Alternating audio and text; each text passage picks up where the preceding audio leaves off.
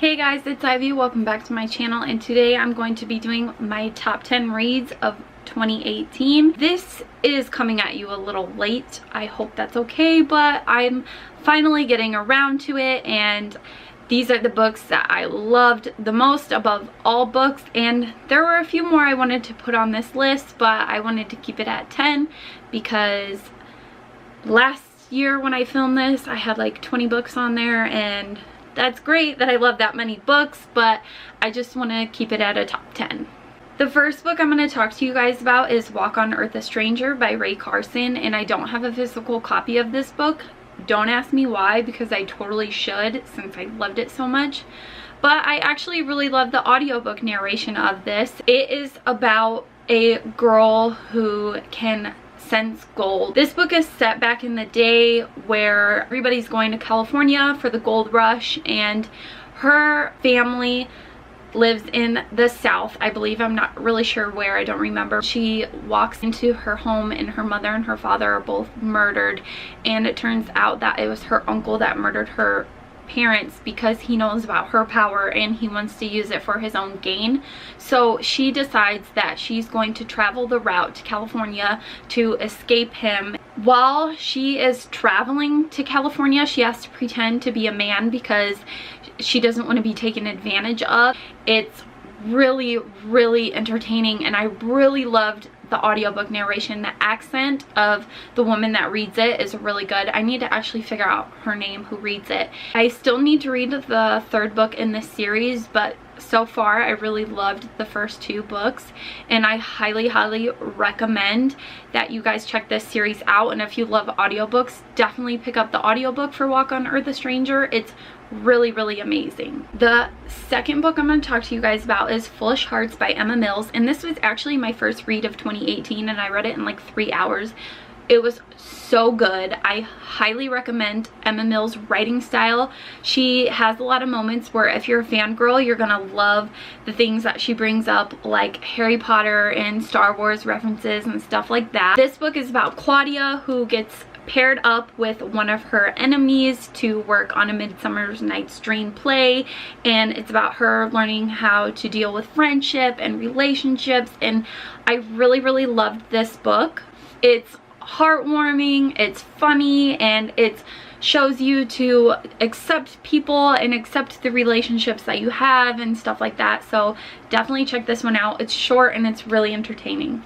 The next book I have to talk about is The Glass Bear by Lauren DeStefano, and this book is about a girl named Will. Will was cursed with having the touch to turn people into gemstone, and she ends up cursing someone that is very near and dear to her, and this sets her off on the path for redemption. She gets paired up with a prince who is also cursed, who has his own ideas what to do with Will's power, and oh my gosh, I cannot wait to read the sequel of this. It's actually already out, and I don't know why I'm not reading that right now instead of talking to you guys, but honestly, this book was so different. It's totally cool fantasy.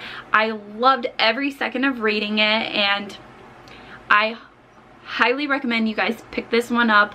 It's just fast-paced and enthralling, and the curse that she has is totally different from any other curse that I've ever read before, which I really liked, and her being paired up with this prince who is charming was totally awesome, and I really loved this one. Next, I have Everless by Sarah Holland, and this book is about a girl who goes to the palace, and she is there and she gets involved with political intrigue, but in this world people bleed their life's blood to pay for things, which takes years off their lives, and the rich can take that life's blood into them and keep them young and keep them thriving forever. So it's not a very fair world, and Jules and her father are so far behind on debt that Jules decides to take a job within the palace, and that's how she gets there. A lot of secrets are unfolded while she's there, and it's just a very fast-paced, entertaining fantasy that I really enjoyed, and I think that if you pick this one up, you will enjoy it too.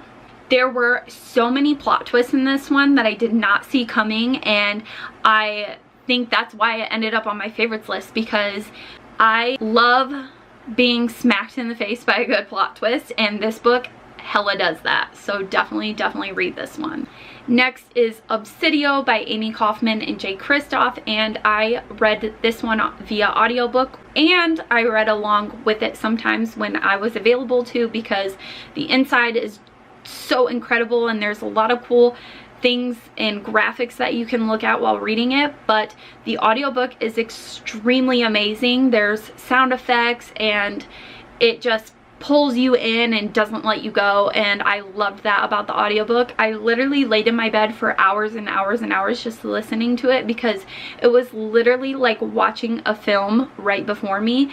And I definitely want to read the other 2 books in the series on audiobook, because I did not read those audiobook, but this one definitely made me want to. Obsidio is the 3rd in the Illuminae Files series. It is about this industry that messes a lot of things up called Bitech, and so people are living on this ship, and the ship is basically like everybody on the ship, like they're gonna die, so just a bunch of shit goes down. And I wish I could remember everything that happens in Illuminae, because I remember Obsidio, but I really don't want to say much because I don't want to spoil it. But like I said, I really want to reread this series because I really loved it. And so if you decide to pick it up, definitely do the audiobook way. Next up, I have Furyborn by Claire Legrand, and this book is about 2 females, and one is in the past and one is in the present, and one is about Queen Raelle and one is about Eliana, and I definitely enjoyed Raelle's chapters more than Eliana's. There's just more palace and royal things that are happening, so I liked that, and there's like more romance. But my favorite character in this series was Simon. This book is about Raelle, who has the ability to connect with all 7 elements of power. She never wanted to show those powers, but in order to save her friend, she has to show that she has these abilities, and the only people that are supposed to have these abilities are these prophesized queens. If she fails these trials to save her friend, she will be executed. 1,000 years later, her story is said to only be like a legend, and it turns out that her and the other girl, Eliana, are both fighting in this cosmic war. Eliana doesn't think that her story has anything to do with this legend, but other things might unfold to show her differently, and it's just a really good book if you're a fan of Sarah J Maas, so I highly recommend you pick this one up. I really liked it. I'm actually going to do a reread of it before I read Kingsbane, because I read an arc of this one, so I want to do a little refresher before I go into Kingsbane, but I cannot wait to get my hands on that one. Then I have Legendary by Stephanie Garber, and this is the sequel to Caraval, and it's just so good and mysterious, and I really adore this series. Stephanie's writing is so good and incredible, and I would read anything that she writes. Caraval is about this traveling circus that goes on, and you can only go if you're invited, and Scarlett and her sister Tella end up involved in the circus, and Scarlett is trying to save her sister, and this book is told from another perspective, and this is after Caraval, but it's another huge mystery, and it's just so good. Like, I flew through this book on my flight from New York to Las Vegas. Like, I read it super fast. Like, I really love this one, and it's just so sexy and entertaining, and I love this series. Next, I have Sadie by Courtney Summers, and this book is very heart-wrenching, and it's got a lot of trigger warnings around it for abuse and rape and sexual assault, so definitely be aware of all of those.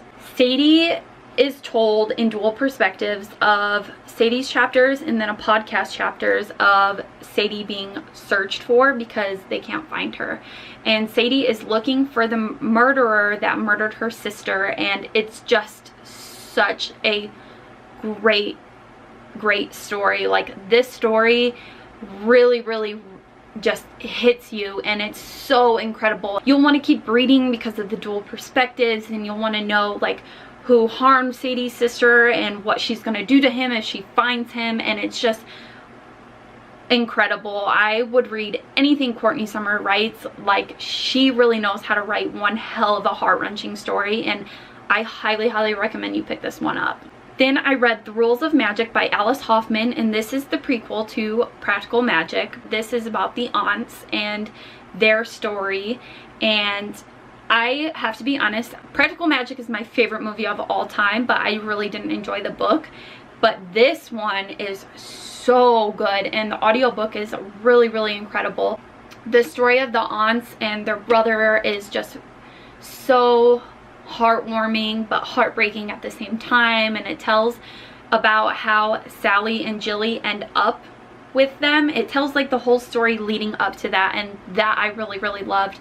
And I definitely think that if you love family, witches, anything like that, you'll love this story. And if you love Practical Magic, you'll love this story. I had no idea going into this book that it was going to hit my list, but as soon as I finished it, I was like, this is on the list. It was so good. I really loved it, and I hope that if you read it that you love it too, because it definitely gets you in the feels. My final book on this list is Kingdom of Ash by Sarah J Maas, which I'm sure none of you were surprised about. But you may have noticed that Catwoman didn't hit this list, and that is because I wanted to leave it to one book by the same author on this list. Like, I didn't want two Sarah J Maas books on this list, which she totally deserves to be, because Catwoman was fucking awesome. But Kingdom of Ash, like, totally wins that. So if you're wondering why Catwoman wasn't on here, that's why, because only one book per author. Makes sense? Hope so.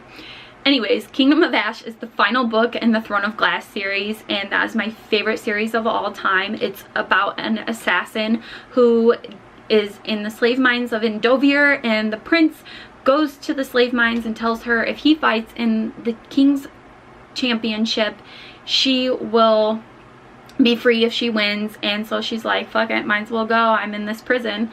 And they bargain back and forth how long she'll have to serve him, and while she's at the Glass Palace, the other champions in the competition are being murdered, and she wants to figure out why, and it takes her on this whole huge long journey that ends here in Kingdom of Ash. And this baby was so big, left me in the hugest reading slump. I couldn't read anything for like 2 months. It was very brutal reading slump, but this whole book was brutal, so it just went hand in hand. But I definitely gave this 5 out of 5. Obviously I gave everything on this list 5 out of 5 stars, duh. But oh my god, this book was so good. Like, everybody's stories come all together, and just people die, and it's amazing and heartbreaking. And not their death is amazing, well, some of their deaths are amazing, like the bad people. I can't believe this series is over, and I can't wait to see what Sarah does with the world of Throne of Glass. Like, I'm definitely really excited to see that. But I highly enjoyed my time in this world, and I've already reread this. I started it in January and I finished it at the beginning of February, so I've already read it twice, and it's just so... Why is this world over? I'm so sad it's over, but it's just like... It was so good. It was so good. And I will reread these books forever and ever and ever, because I love them so much. And that's why Kingdom of Ash made the #1 spot on my top 10 of 2018 reading list, because it was just... Sarah's writing is just amazing. So she holds the #1 spot in my heart. There you guys have it. That is my top 10 reads of 2018. Please let me know in the comments down below what one of your top 10 reads were, or all of your top 10 reads. I'd really like to know so we can discuss them. If you guys like this video, please give it a big thumbs up and subscribe. Thank you all so much for watching. And again, I'm sorry this is coming to you late, but better late than never. If you would like to find me at any other social medias, you can find those linked down below. I hope you guys all have a beautiful day, and whatever you're currently reading, I'm hoping that you're loving it. Bye!